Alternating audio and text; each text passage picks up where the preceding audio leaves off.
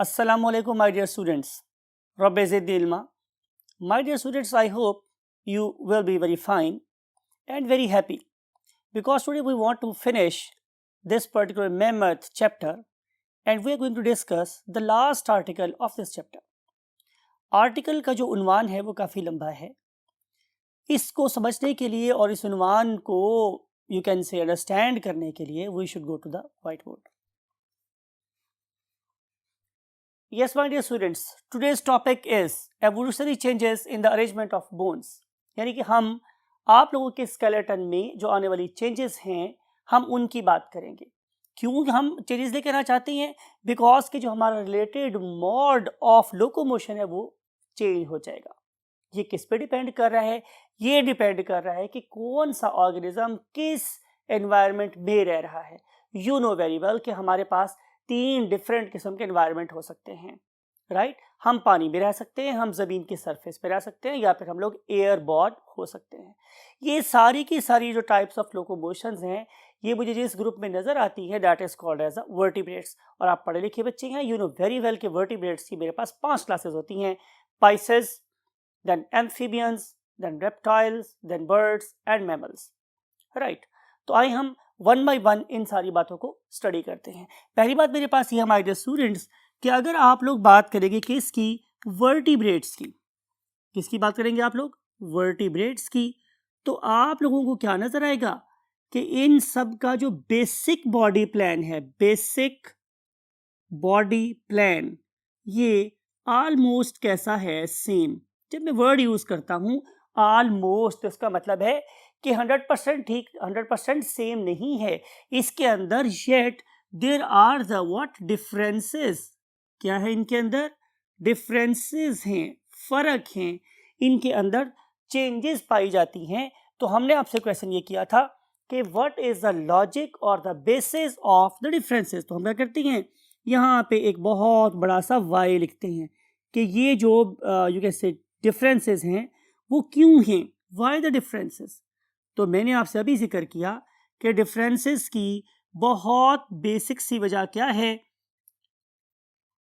Variation in habitat. आपको पता है हैबिटेट होता है रहने की जगह. तो जाहिर है जब मेरे पास मुख्तलिफ किस्म के हैबिटेट्स होंगे तो उनके अंदर चलने के लिए मुझे मुख्तलिफ किस्म की एडेप्टेशंस करना पड़ेंगी. पता है आप लोगों को अभी कि हैबिटेट 3 किस्म का हो सकता है. या तो हैबिटेट हो सकता है एक्वेटिक मींस वाटर, और या फिर ये हो सकता है लैंड, और फाइनली ये क्या हो सकता है माय डियर स्टूडेंट्स? एयर. तो हमारे इनवर्टिब्रेट्स में तीनों किस्म की क्या नज़र आती है? हैबिटेट. और तीनों किस्म की नज़र आती हैं व्हाट? एडेप्टेशंस. आए हम आप लोगों के लिए वन बाय वन इन सारे हैबिटेट को डिस्कस करते हैं. तो हमारा सबसे पहला हैबिटेट और उसके मुताबिक आने वाली मॉडिफिकेशंस को हम इस आर्टिकल में अंडरस्टैंड करते हैं. You know very well my dear students कि water is basically a denser medium. एक डेंसर मीडियम है. और आपको पता है कि अगर मैं आप लोगों की बात करूं तो आप में से बहुत से लोग ऐसे होंगे कि जिन्होंने स्विमिंग की होगी. तो आपको अंदाज़ा है कि स्विम करना मुश्किल काम है as compare to just walking on the land. तो इस डेंसर मीडियम में जो organism you can say thrive कर रहे हैं वर्टिब्रेट्स के, उनमें से हमारे पास क्या कहलाते हैं? Definitely fishes. तो fishes are the organisms that belongs to the group vertebrates and they are very very active swimmers of the water. सवाल ये है कि स्विमिंग करने के लिए इन पर्टिकुलर ऑर्गेनिज्म ने, जिन्हें हम नाम कर देते हैं फिशेस, उन्होंने अपने अंदर क्या क्या अडेप्टेशंस की हैं. तो जैसे मैंने पहले बोला आप लोगों के पास कि जाहिर है हम इस पर्टिकुलर टॉपिक को डिस्कस करेंगे with respect to bones only. हालांकि इसमें बहुत से अडेप्टेशन लगी. टॉपिक किसके बारे में है? बोन्स के बारे में है. तो हम बात ये करेंगे कि इन ऑर्गेनिजम्स के पास क्या प्रेजेंट है. Look at this, a spine.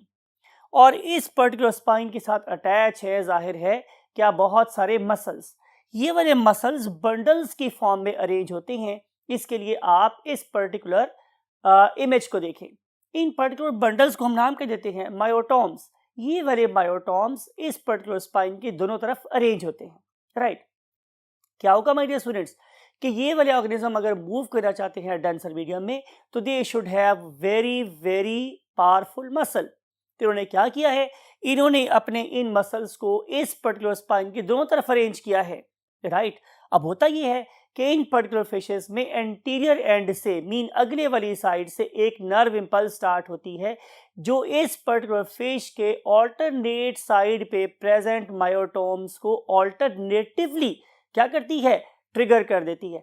तो अगर पहली साइड का एक वक्त में जैसे बंडल अटैच एक्टिवेटेड है 1, तो इस वाले केस में अगर इस फिश का राइट साइड का बंडल 1 एक्टिवेटेड है तो लेफ्ट साइड का बंडल 2 एक्टिवेट होगा, फिर राइट साइड का बंडल 3 और फिर लेफ्ट साइड का बंडल 5 एक्टिवेट होगा, 4 एक्टिवेट होगा। तो इस तरीके से इस पर्टिकुलर फिश के बंडल्स ऑल्टरनेट वे में क्या करेंगे, कॉन्ट्रैक्ट करेंगे और they will produce a very specific movement in the fish body that is called as a S wriggle। और इस पर्टिकुलर S wriggle की वजह से फिश की बॉडी बहुत जोर से क्या करेगी, पुश करेगी इस पर्टिकुलर वाटर को और इन रिजल्ट जो वाटर है वो क्या करेगा, इस फिश को आगे की तरफ को मूव कर देगा। एक और चीज जो इस पर्टिकुलर फिश बॉडी को मूव करने में हेल्प कर रही है that is the caudal fin. Caudal fin का मतलब क्या होता है, टेल, दुम। तो बहुत सी जो फिशेज होती है they have got very strong what tail that can literally lash the water in backward direction and enable this particular fish to swim actively in the water. तो ये सारी बातें ऐसा करती हैं, आप लोगों के लिए हम लिखते हैं। सबसे पहली बात क्या है कि these particular organism they are provided with very strong muscles. इनके पास क्या मौजूद है मेरे पास dear students, very very strong muscles. And you know muscles are the only tissue in the body that has the ability to contract and relax। तो they can contract and they can relax। जैसे मैंने अभी आपसे बोला कि इनकी contraction और relaxation इस पर्टिकुलर फिश के दोनों साइड्स पे ऑल्टरनेट वे में होती है। कैसे होती है, ऑल्टरनेट। मैंने बोला था कि अगर राइट साइड का 1 बंडल कॉन्ट्रैक्ट कर रहा है तो दूसरी साइड का बंडल नंबर 2 कॉन्ट्रैक्ट करेगा। इस तरीके से ऑल्टरनेट करती है और इस पर्टिकुलर फिश के अंदर क्या प्रोड्यूस करती है, एक खास किस्म की मूवमेंट जिसे हम लोग नाम क्या देते हैं, एस शेप्ड व्हाट रिगल। और इस एस शेप्ड रिगल के रिजल्ट में जो फिश के मसल्स हैं they definitely exert force on water and water in you can say response cause what, locomotion। तो ऐसे लोकोमोशन हो जाएगी ऑर्गेनिज्म के अंदर। कौन कौन से ऐसे ग्रुप्स हैं कि जिनके अंदर हमें ये वाला रिगल बहुत ज्यादा प्रोनाउंस या वाज़ेह नजर आता है, तो उसके लिए लिखते हैं यहाँ पे क्या एग्जाम्पल। तो एग्जाम्पल में 2 ग्रुप्स, एक को हम बोलते हैं क्या डॉग फिश और दूसरे को हम नाम देते हैं क्या शार्क। तो इस पर्टिकुलर चीज को अंडरस्टैंड करने के लिए look at this particular video. इसमें आप लोगों को शार्क इस पर्टिकुलर वाटर के अंदर प्रॉपर रिगल करती हुई नजर आ रही है और आप देख सकते हैं कि कैसे ऑल्टरनेट वे में बेंड्स प्रोड्यूस होते हैं या फोर्स प्रोड्यूस होती है on the both sides of the body और वाटर कैसे इस ऑर्गेनिज्म को प्रोपेल करवाने में हेल्प कर रहा है। अब हम मूव करेंगे नेक्स्ट ग्रुप की तरफ और जो नेक्स्ट ग्रुप है that is due two of course land. तो देखते हैं कि हमारे लैंड के अंदर कौन कौन से ऑर्गेनिज्म पाए जाते हैं। यस माय डियर स्टूडेंट्स, हम बात करेंगे लैंड की। तो लैंड में हमारे जो वर्टिब्रेट्स हैं उनकी एक ह्यूज फ्रैक्शन वो शो करती है क्या, टेट्रापॉडी। तो जब मैं वर्ड यूज करता हूं टेट्रापॉडी, इसका मतलब ये है कि इनमें से जितने भी ऑर्गेनिजम्स हैं दे have got the 4 limbs। What they have got, they have got 4 limbs। अब वो वाले ऑर्गेनिजम्स कि जिनके पास 4 limbs हैं उनमें फिश शामिल नहीं है, तो फिर बाकी क्या बच जाता है, बाकी बच जाते हैं मेरे पास जाहिर है एम्फीबियंस, फिर बच जाते हैं मेरे पास reptiles, then we have got the aves and finally we have got the mammals. तो ये चारों के चारों group means excluding what fishes, बाकी चारों के चारों जो ग्रुप हैं they are basically what, tetrapods, 4 टांगों वाले होते हैं। सवाल ये है कि ये 4 टांगे मीन्स टेट्रापॉड्स ये कहाँ से इवॉल्व हुई हैं? तो आंसर ये है कि इनके जो एंसेस्टर हैं या जद्द अमजद है वो बेसिकली फिशेस ही हैं, राइट। इन पर्टिकुलर फिशेस की बॉडी में डेफिनेटली हमें नज़र आते हैं क्या? गिर्डल्स, लेकिन वो गिर्डल्स अभी लंबे नहीं हुए, लेकिन इन ऑर्गेनिज्म के डिसेसर्स भी, उनसे पैदा होने वाली जनरेशन जो थी वो क्या बन गई? वो टेट्रापॉड बन गई, बिकॉज कि अब इनकी लिम्स इनकी बॉडी के साइड से बाहर की तरफ इमर्ज हुई, बाहर की तरफ निकलना शुरू हुई।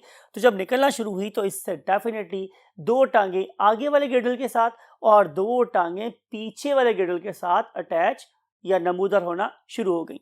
तो हम लिख रहे हैं कि लेग्स इमर्ज्ड, क्या हुई? लेग्स इमर्ज्ड हुई, इमर्ज बाहर निकलना, EMERGED emerged from the body, ये बॉडी से बाहर निकलना शुरू हो गई, राइट। फिर अगर आप इन सारे के सारे टेट्रापॉड्स को चलता हुआ देखें, खासतौर पे वो जो ज़मीन के साथ जिनका अभी बहुत ताल्लुक है, जो बाइपेडल नहीं है, उन्होंने एक चीज़ को अपने पास रिटेन रखा। वो जो रिटेन रखने वाली चीज़ है वो बड़ी वाइटल है, इसलिए मैं आप लोगों के लिए बोल रहा हूँ कि आप इसे माइंड में रखेंगे, इसके ऊपर एक स्टार लगाएंगे कि उन्होंने किस पर्टिकुलर हैबिट को रिटेन रखा है through out the course of evolution. तो वो है मेरे पास वही एस शेप्ड रिगल। तो जितने भी टेट्रापॉड्स हैं जब वो ज़मीन पे चलते हैं तो उनकी बॉडी में वही वेव प्रोड्यूस होती है जो इन पर्टिकुलर फिशेस में हमें नज़र आई थी।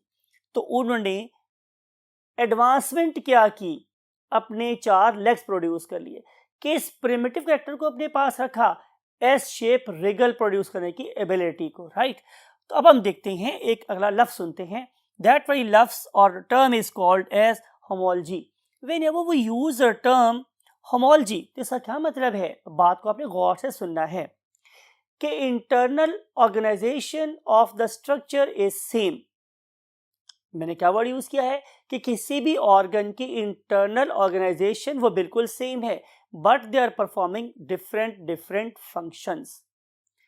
तो जब फंक्शंस डिफरेंट हों लेकिन ऑर्गेनिज्म के अंदर जो अरेंजमेंट ऑफ द बोन्स हैं वो बिल्कुल सेम हो, तो हम उसे बोलेंगे कि वहाँ पे होमोलॉजी नजर आ रही है। तो आप जितने भी टेट्रापॉड्स को देखेंगे उन सब में आप लोगों को बोन्स का पैटर्न मोर और लेस सेम नजर आएगा। तो आए हम इन बातों को अंडरस्टैंड करते हैं। तो पहली बात यह कि हमें यहाँ पे होमोलॉजी नजर आ रही है। ये होमोलॉजी हमें कहाँ नजर आती है? नंबर 1 इसकी स्पाइन भी, कि स्पाइन आप लोगों को सारे ग्रुप्स में नजर आएगी, चाहे वो आप लोगों के पास एम्फीबियंस हैं, रेप्टाइल्स हैं, बर्ड्स हैं या मैमल्स हैं, सब में नजर आएगी स्पाइन। दूसरी बात क्या है? इन सब के पास गिर्डल्स प्रेजेंट है और डिपेंडिंग अपॉन द नीड बाज लोगों ने या बाज ग्रुप्स ने मॉडिफाई किए अपने पेल्विक गिर्डल और बाज ग्रुप से मॉडिफाई किए अपने पेक्टोरल गिर्डल। स्टडी करेंगे आप लोग घर अभी। तो भाग दूसरी चीज मेरे पास क्या है? गिर्डल। और थर्ड चीज मेरे पास क्या है माय डियर स्टूडेंट्स? बोन्स। तो इन तीनों की तीनों चीजों के अंदर हमें एक एवोल्यूशनरी लिंक नजर आता है, हमें होमोलॉजी नजर आती है। आइए ऐसा करते हैं कि स्पाइन में कोई चेंज नहीं आई। स्पाइन आपने पढ़ी थी, आपको पता है कि हमारी स्पाइन में वही सर्वाइकल रीजन होता है, वही थोरेसिक रीजन है, देन लंबर रीजन है, सैक्रल रीजन है और कॉक्सिजल रीजन है। तो ये सारे के सारे रीजन तो यहाँ हर जगह एग्जिस्ट कर ही रहे हैं, तो स्पाइन के अंदर कोई खास चेंज नहीं आई। लेकिन जब मैं बात करता हूँ गिर्डल्स की, तो मोस्ट ऑफ द वर्टिब्रेट्स ने अपने पेल्विक गिर्डल्स को मॉडिफाई किया है। मेरा ख्याल है कि आप इस बात को समझते हैं कि जो मेरा पेल्विक गिर्डल है वो पीछे वाला गिर्डल है जिससे कि मेरी टांगे अटैच हैं। That is called as a pelvic girdle. इस पेल्विक गिर्डल को अगर आप गौर से देखेंगे तो आपको पता चलेगा कि पेल्विक गिर्डल स्पाइन के जिस रीजन से अटैच होता है that is called as a sacral region. Girdle spine के साथ सैक्रल रीजन से अटैच होते हैं, ठीक है। This y region is lying just beneath lumbar region and above coccygeal region. इस सैक्रल रीजन के साथ फर्मली अटैच होता है मेरा व्हाट पेल्विक गिर्डल। लिखते हैं कि pelvic girdle is firmly attached, it is firmly attached with sacral reason,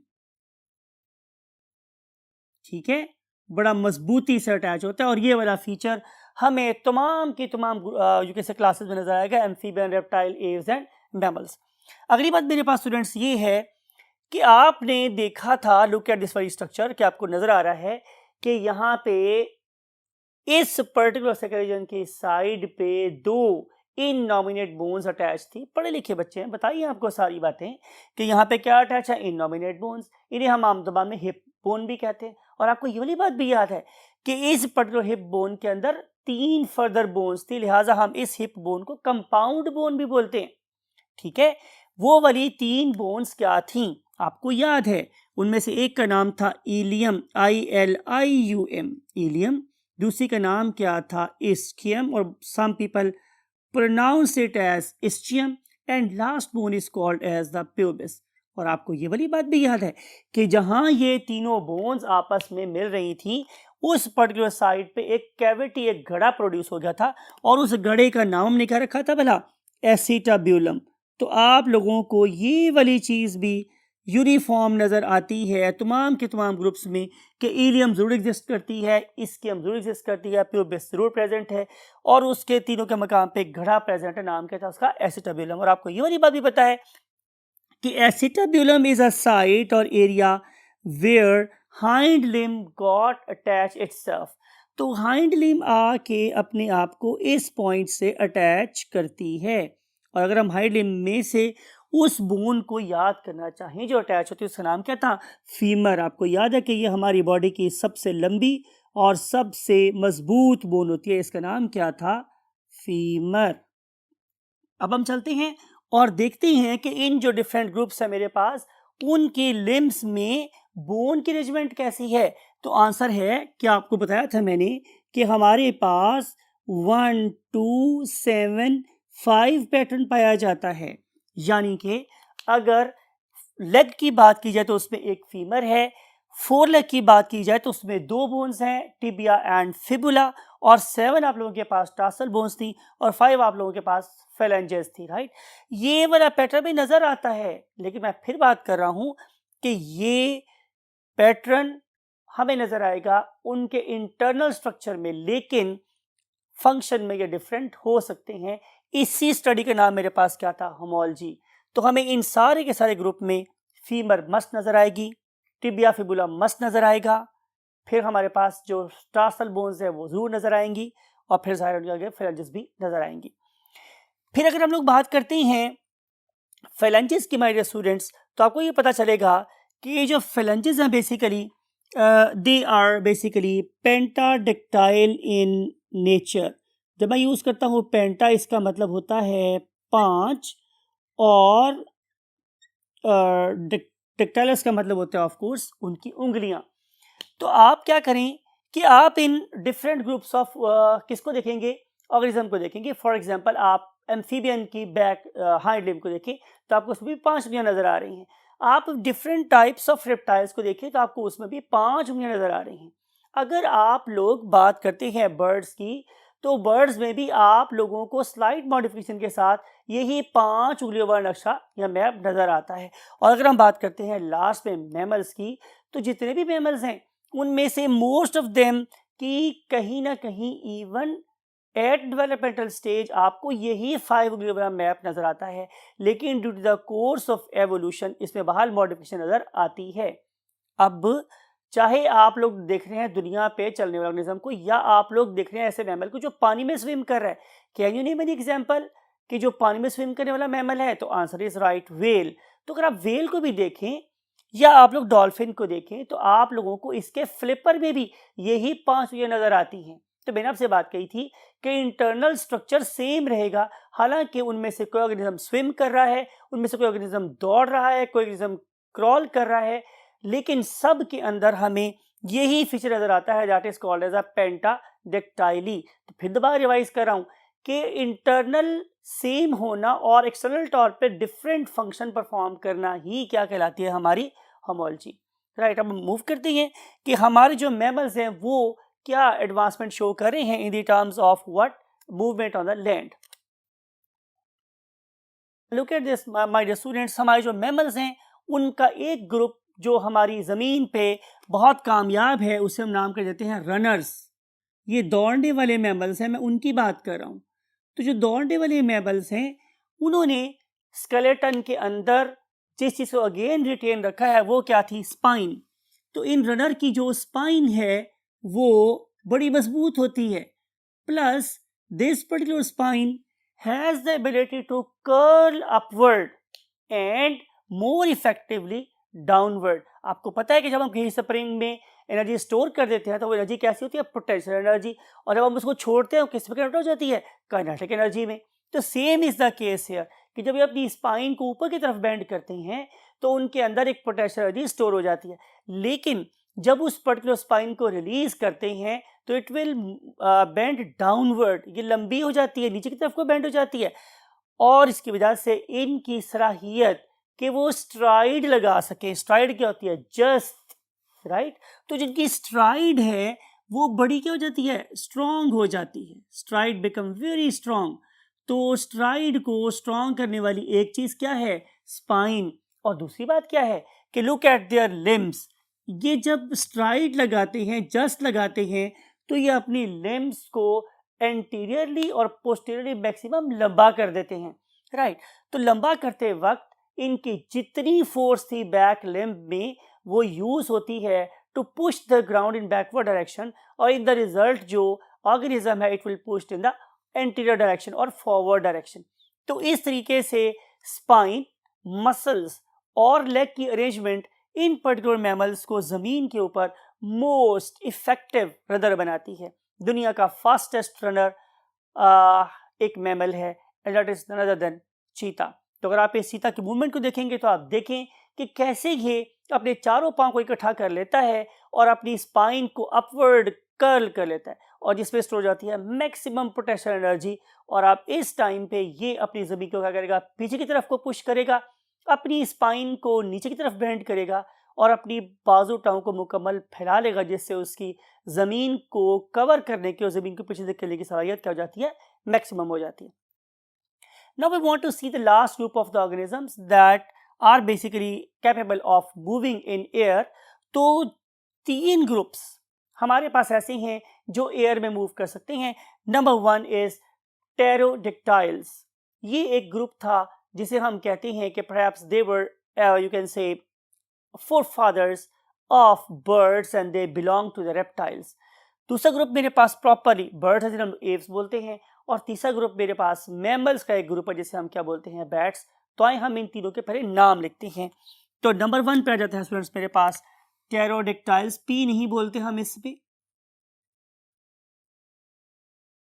and second group is the bird, and the last group that is of course flying mammals, and we call them as bats. हम इनको क्या नाम देते हैं students?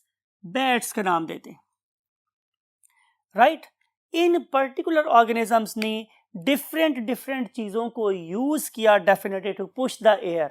आप लोगों की book टेरोडिक्टाइल्स के बारे में बिल्कुल साइलेंट है। हाँ, वो डिटेल से डिस्कस कर रही है बर्ड्स को और फिर बैट्स को, तो हम भी इन्हीं दोनों ग्रुप्स को यहाँ पर डिटेल से पढ़ने वाले हैं। तो पहली बात है मेरे पास स्टूडेंट्स के बर्ड्स ने जो चेंजेस अपनी बॉडी में की हैं उसमें से पहली चेंज क्या है कि उन्होंने अपनी 4 लिम्ब को, मोस्ट ऑफ द ऑर्गेनिज्म ने अपनी हाइंड लिम्ब को मॉडिफाई किया, लेकिन जो बर्ड्स थे उन्होंने अपनी 4 लिम्ब को मॉडिफाई किया, और मॉडिफाई करने के बाद इस पर्टिकुलर 4 लिम्ब को किस में कन्वर्ट कर दिया? विंग्स में कन्वर्ट कर दिया, परों में कन्वर्ट कर दिया, ठीक है। और जो फेदर्स हैं they are basic propulsive organ, ठीक है। इस पर्टिकुलर विंग को अगर हम देखें तो इसकी 2 तरह की शेप्स हो सकती हैं। पहली टाइप की जो विंग्स हैं they are basically narrow and long, ये नैरो हैं और लॉन्ग हैं। Look at this particular seagull, आप इसके पैरों को देखें और फिर जो अदर मेरीन बर्ड्स हैं आप उनको देखें तो आपको नजर आएगा कि ये नैरो और लॉन्ग हैं। Why they are narrow and long? Because के समंदर की सतह पे आप लोगों को बहुत ज़्यादा हवा मिलती है, इन्हें हवा के ऊपर अपनी डायरेक्शन को सिर्फ मेंटेन करना होता है, तो हम इन्हें बोलते हैं कि these narrow and long winds are basically gliding winds. तो ये जस्ट किसे इस्तेमाल करते हैं? ग्लाइडिंग के लिए इस्तेमाल करते हैं on air, right. And then आप देखते हैं उन पर्टिकुलर ऑर्गेनिजम्स को जो आप लोगों के खेतों में, आपके घरों में आते हैं, फ्रीक्वेंट विजिटर हैं हमारे। अगर हम उनके पर को देखेंगे तो उनके जो पर हैं दे आर शॉर्ट, वो छोटे हैं, एंड ब्रॉड, और चौड़े चौड़े हैं। तो ये जो शॉर्ट और ब्रॉड विंग्स हमारे स्टूडेंट्स, इनको अगर आप देखें तो इनकी वजह से ये हवा को ज़्यादा फोर्सफुली प्रेस कर सकते हैं और they can be airborne very easily. तो हम बात ये कर रहे थे कि आपने ये बात पढ़ी है, आपको ये बात पता है कि इन पर्टिकुलर केसेस में भी जो विंग्स हैं they are carrying out two activities, one of them is called as effective stroke, other one is called as recovery stroke. तो इन रिकवरी स्ट्रोक और इफेक्टिव स्ट्रोक्स को ज़्यादा एफिशिएंटली ऑपरेट कर सकते हैं शॉर्ट एंड ब्रॉड विंग्स जो आप लोगों को टेरेस्ट्रियल ऑर्गेनिज्म में नजर आती हैं। तो लिख देते हैं आप लोगों को यहाँ पे क्या, टेरेस्ट्रियल बर्ड्स। टेरेस्ट्रियल बर्ड्स में आमतौर पे आप लोगों को इस तरह के नजर आते हैं विंग्स। अगली बात देखते हैं कि इन विंग्स के अलावा उन्होंने क्या मॉडिफिकेशन की, तो आंसर इज इन द गिर्डल। हम बात कर रहे हैं पेक्टोरल गिर्डल की। पेक्टोरल मीन आगे वाला गिर्डल। इन ऑर्गेनिज्म ने सबसे जो पहली चेंज की माय डियर स्टूडेंट्स वो क्या थी कि इन्होंने आप अपनी बिल्कुल फ्लैट स्टर्नम को कन्वर्ट कर लिया इनटू अ कील्ड स्टर्नम। कौन सी स्टर्नम स्टूडेंट्स? कील्ड। अब समझाते हैं आप लोगों को कि कील्ड स्टर्नम क्या होती है, राइट। इसके लिए आप मेरी तरफ देखिए तो आपको पता चलेगा कि मेरी जो स्टर्नम है जिसके ऊपर मैंने टाई बांधी हुई है, that very bone is called sternum. ये कैसी है? बिल्कुल फ्लैट। लेकिन अगर मैं इसको ऐसे नोकदार बना दूं, वी शेप में कन्वर्ट कर दूं, तो ये मेरी स्टर्नम कैसी कहलाएगी? Keeled sternum. अगर आप आम तरह से इसको कहें तो ये समझने से यहाँ पे कुब पड़ जाए एक, राइट। तो that very sternum is called as a keeled sternum. Why these particular birds they have converted their flat sternum into keeled sternum? because कि इस पर्टिकुलर केस में जो कील का वॉल्यूम था वो ज़्यादा हो गया और अब हम इसके ऊपर ज़्यादा अमाउंट में मसल्स को अटैच कर सकते थे। क्यों? कि इन ऑर्गेनिज्म ने फ्लाई करना था और यू नो कि वाटर में चलने से, वाटर में स्विम करने से और ज़मीन पे चलने से बहुत ज़्यादा मुश्किल है कि आप अपनी पूरी बॉडी को लिफ्ट करें और फिर उड़ें, राइट। तो यू कैन इमेजिन कि अगर मैं आप लोगों से ये बात कहूँ कि आप 2 या 3 जो है वो क्या करें, पुशअप्स लगाएं, तो ये काफ़ी डिफिकल्ट काम है। तो इन ऑर्गेनिज्म ने क्या करना था, अपनी पूरी बॉडी को लिफ्ट करना था। इसके लिए उन्हें चाहिए थी बहुत स्ट्रॉन्ग बैटरी, और वो स्ट्रॉन्ग बैटरी क्या थी? Pectoral muscles. तो वो पेक्टोरल मसल्स क्या चाहिए थे? बहुत बड़े। उस बड़े मजबूत पेक्टोरल मसल्स को अटैच करने के लिए एक बड़ी स्टर्नम की जरूरत थी, जिसे नाम कर देते हैं keeled sternum, right my dear students. फिर इन कील्ड स्टर्नम के अलावा उन्होंने और क्या चेंज की? डेफिनेटली कि उन्होंने बड़े स्ट्रॉन्ग मसल्स बनाए, वेरी वेरी स्ट्रॉन्ग मसल्स उन लोगों ने बना लिए, राइट। फिर उन्होंने एक तीसरी चेंज की। वो तीसरी चेंज मेरे पास क्या थी कि उन्होंने एक स्पेसिफिक किस्म का होल डेवलप किया और उस पर्टिकुलर होल का नाम है foramen triosseum. Foramen triosseum, right. ये जो फोरामेन ट्राइओजियम है ये एक सुराख है जो 3 बोन्स के आपस में इकट्ठा होने की वजह से बनता है। उन 3 बोन्स का नाम क्या क्या है? एक बोन का नाम है स्कैपुला, दूसरी बोन का नाम है कोरेकॉइड और तीसरी बोन का नाम है क्लेविकल। जहां ये तीनों बोन्स आपस में आके मिलती हैं वहां पे एक सुराख बनता है, उसका नाम क्या था? फोरामेन ट्राइओजियम। डियर स्टूडेंट्स, आप जहां कहीं भी वर्ड पढ़ेंगे फोरामेन, इसका मतलब है हम किसी सुराख की बात कर रहे हैं, राइट। तो this particular foramen triosseum, scapula, coracoid और क्लेविकल जहां मिलती हैं वहां बनता है। What is its advantage? इसके एडवांटेज माय डियर स्टूडेंट्स ये था कि बहुत बड़े बड़े मसल्स जो कहाँ लगे थे? मेरी कील्ड स्टर्नम के ऊपर, उनके ऊपर मैंने अटैच किए हैं क्या? टेंडन्स। इन बारीक से मगर टेनिशियस टेंडन्स को मैंने इस सुराख में से गुजार के कहाँ लगा दिया? लगा दिया मैंने ह्यूमरस के ऊपर। कहाँ लगा दिया मैंने? ह्यूमरस के ऊपर। इस पर्पस को या इस चीज़ को अंडरस्टैंड करने के लिए आप इस पर्टिकुलर एनिमेशन को देखें, इस पर्टिकुलर इमेज को देखें।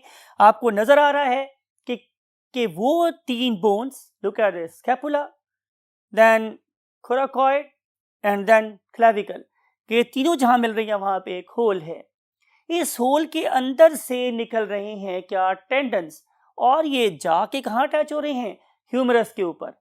और अगर हम इसको मूव करते हैं, स्क्रॉल करते हैं नीचे की तरफ, तो नजर आता है कि यहाँ पे बहुत ही स्ट्रॉन्ग किस्म के क्या लगे हुए हैं, पेक्टोरल मसल्स लगे हुए हैं, और जिस बोन पे ये अटैच है that is called as a keeled sternum.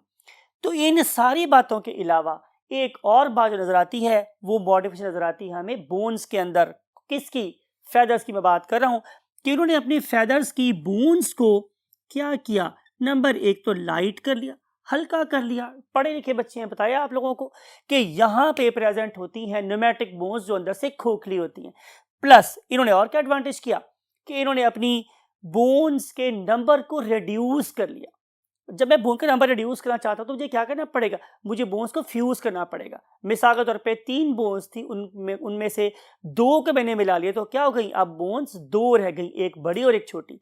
इसका मतलब ये होगा कि जब मैं बोन्स को फ्यूज कर रहा हूँगा तो बोन्स स्ट्रांग हो जाएंगी।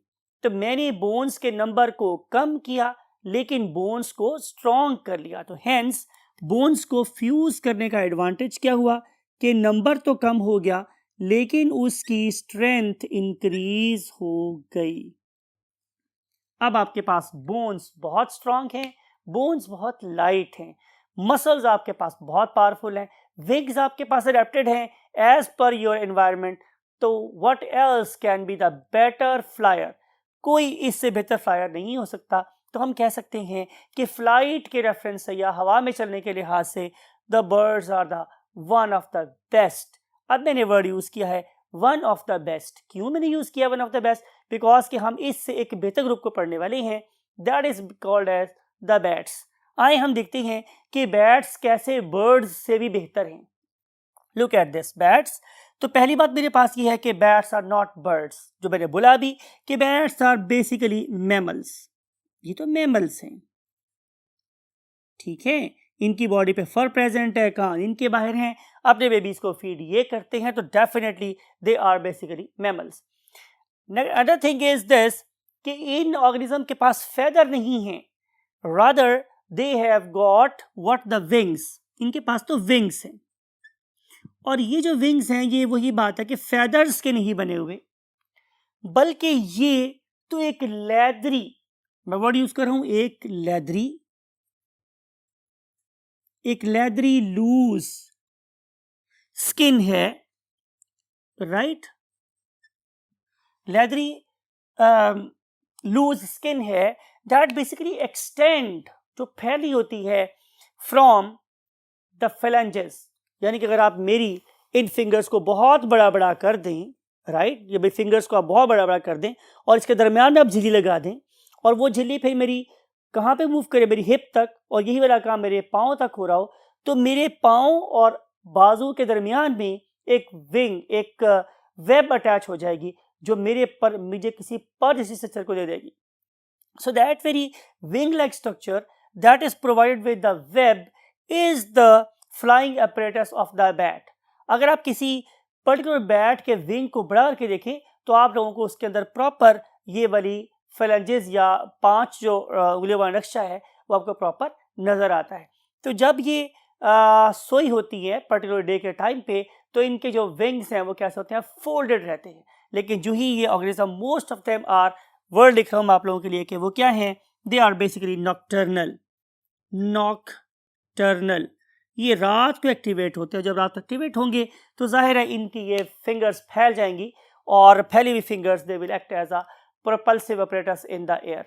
मैंने आप लोगों की नज़र एक और वर्ड करना है माय डियर स्टूडेंट्स, वो क्या कि अब देखें कि शक्ल के लिहाज से ये वाले फेदर्स, ये वाले विंग्स कभी भी बर्ड के विंग से नहीं मिल रहे, लेकिन दोनों काम सेम कर रहे हैं। शक्ल नहीं मिल रही इनकी आपस में, एक फेदर्स का बना हुआ है जिसके अंदर आपको याद है हमने पता क्विल होती है, बाब्स होते हैं, बाब्यूज होते हैं, लॉक्स एंड इंटरलॉक्स होते हैं। यहाँ पे ऐसी कोई चीज़ नहीं है, यहाँ तो सिंपल एक मेम्ब्रेन है, एक वेब है। लेकिन दोनों सेम काम कर रहे हैं. When internal structures are different but they perform the same function, we call it as analogy. तो यहाँ पे आप लोगों को बर्ड्स और बैट्स के अंदर क्या नजर आती है? Analogy, right. इस एनालॉजी के रिजल्ट में अगर मैं इन दोनों को कंपेयर करूं तो I can say despite of the fact they are different in origin but they are parallel in their efficiency. तो इनकी जो एफिशिएंसी है, इनकी जो कारकर्दगी है, it is parallel to each other. इसमें कोई फ्लॉ नहीं है. बल्कि अगर आप मुझे ये कहने दें कि हमारी जो बैट्स हैं they are better maneuvering, they have better maneuvering ability as compared to birds, तो गलत नहीं होगा. तो अगर मैं फ्लाइट के लिहाज से बात करूं तो bats are much better adapted as compare to the birds because इनकी फिंगर्स हैं और ये अपनी फिंगर्स को as per you can say requirement बड़ी क्विकली मूव कर सकती हैं और वो वाली मैनूवरिंग्स भी कर सकती हैं, वो वाली हरकत भी कर सकती हैं जो आमतौर पे बर्ड्स नहीं कर सकते. सो अगर हम फ्लाइट के रेफरेंस से बात करें तो perhaps bats are the most superb and most better adapted organisms on the face of earth. तो माय डियर स्टूडेंट्स, ये था आज का आर्टिकल जिसमें हम लोगों ने डिफरेंट किस्म के ऑर्गेनिज्म को स्टडी किया अमंग्स्ट द वर्टिब्रेट्स. उनके एडेप्टेशंस को देखा कि कैसे उन्होंने अपने स्केलेटन में, अपने मसल्स में, फिर मसल्स की अरेंजमेंट के लिहाज से अपने स्केलेटन को कैसे कैसे चेंज किया और कैसे कैसे वो अपने एनवायरनमेंट में बेस्ट अडेप्टेड हुए. लेकिन जाहिर है इस सारे काम को करने के लिए हमें लाखों करोड़ों साल लगे. इस very very slow gentle process of changes को हम लोग नाम के देते हैं evolution. Right, it was our topic. I hope कि आपने इन बातों को ज़रूर नोट किया होगा.